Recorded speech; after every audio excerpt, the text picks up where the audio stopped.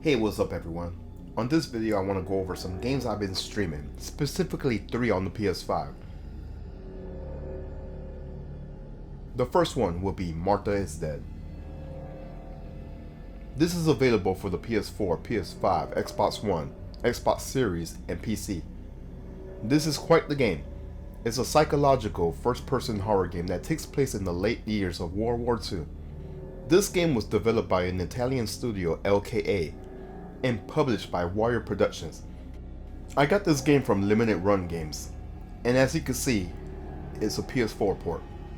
But it does have a free PS5 upgrade. The PS5 version is the version I'll be going over. For the most part, the game is a walking simulator. It has various side quests to do while exploring the town and your mansion. However, the main plot of the game is that you, the main character Julia, sees a dead body by the lake. And it turns out to be her twin sister, Martha. Now, throughout the game, Julia is mistaken for Martha, so everyone thinks Julia is dead, but it's really the other way around. Hence the title. She now has to play the role of her sister and be silent because Martha is deaf and doesn't speak.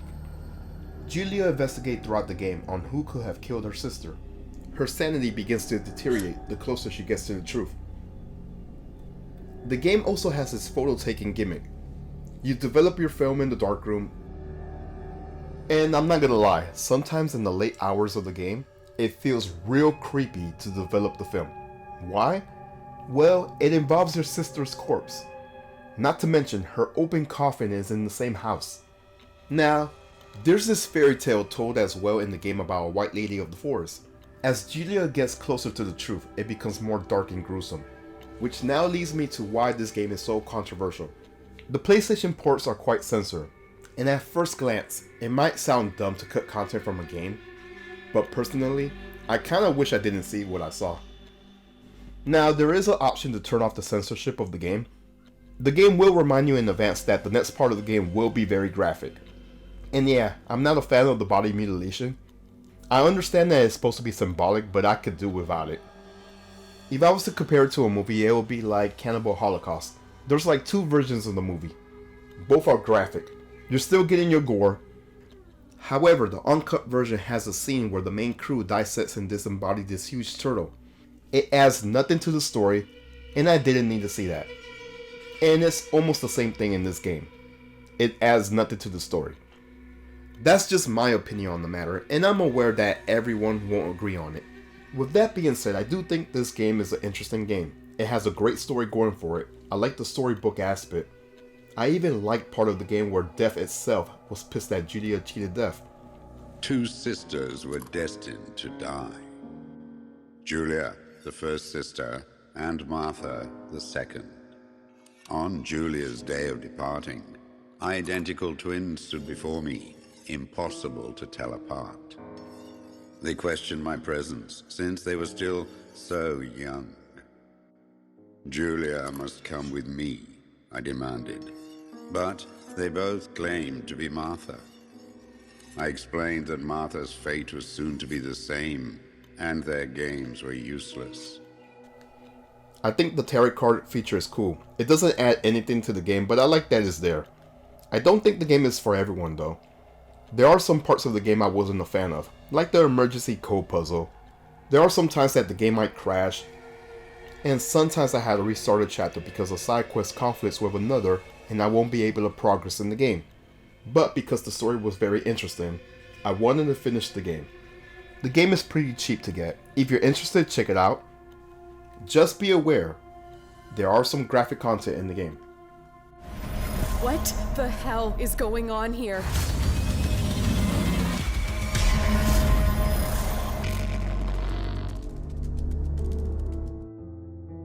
The next game is Tormented Souls. It was available first on the PS5 and PC, but later ported on the PS4 and Switch. I do have a Switch port as well. This game is brought to you by P-Cube and developed by DualFet and Abstract Digital. Ah man, this game is a love letter to old school horror fans. You know the type of horror games. Tormented Souls is about a girl, Caroline Walker, who finds a letter. She sees a picture of these 2 girls and is drawn to come to this hospital, mansion, place. once she explores, she's knocked out and finds herself naked and missing an eye. The whole goal is to progress through this place and find out what happened to those girls in the picture. The gameplay is for old school horror fans mostly. You have optional tank controls, and you could use the analog stick if you don't want to use the tank controls. There's the return of the fixed camera angles. You will also have to be very wise on how you use your ammo. There's lots of enemies in this game, and you might want to shoot your enemies down and kill them with a final blow using a melee weapon. You know, to have spare ammo just in case. Not only that, you have to be wise on your tapes. You will need them to save. There's no checkpoints, so it's very important to save once you're rewarded with a tape. But use it if you feel like you made progress in the game. Also the save rooms. Ah yes, the save rooms. Your safe haven and moments to reflect on what's been going on. Sometimes you have company with a priest in the save room. Also you will have encounters in the dark. You do not want to dwell in the dark.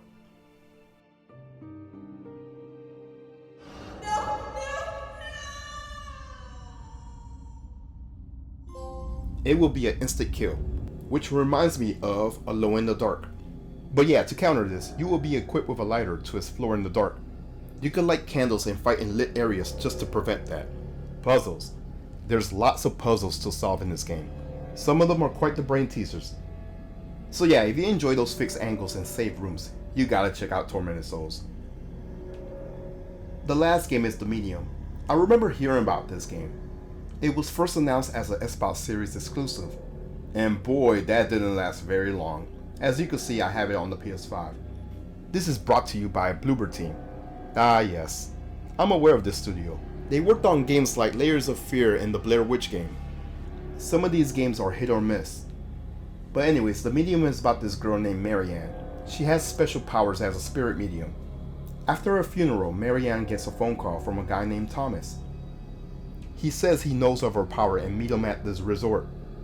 And hold on, wait! I always heard that Bloober Team are huge fans of Silent Hill 2, but geez, this is a little bit too much. The observation deck parking lot.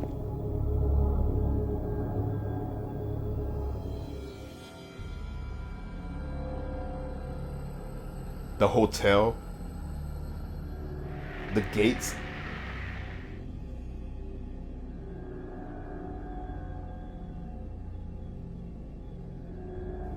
A child supporting character.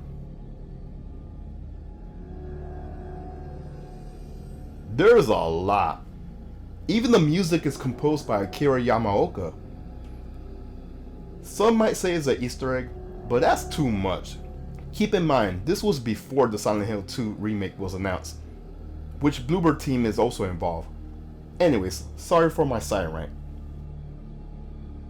Marianne has this cool technique where she could explore in both spirit and physical world. I think it's one of the best features in this game. If she can't progress in one world, she could do something in the other world to possibly trigger something so she could continue.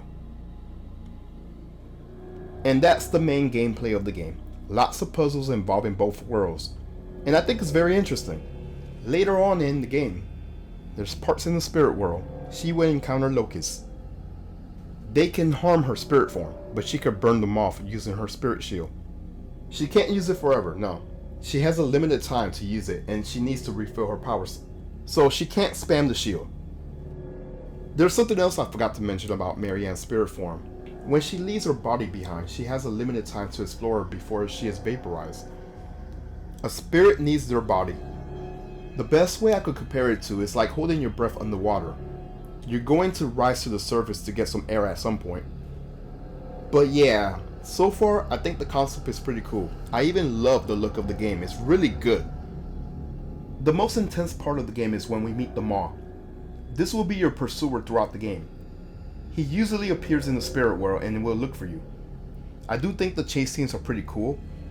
However, dying to him could be quite annoying time after time.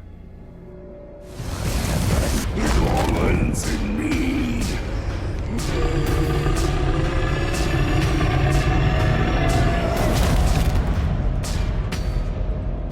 So yeah, if you see the locusts nearby, don't be surprised if the Maw will be coming soon. Also, remember when I said he's usually in the spirit world? It looks like later in the game, the mall finds a way to exist in the physical world too. So you're no longer safe in the physical world. But you not like confidence in me.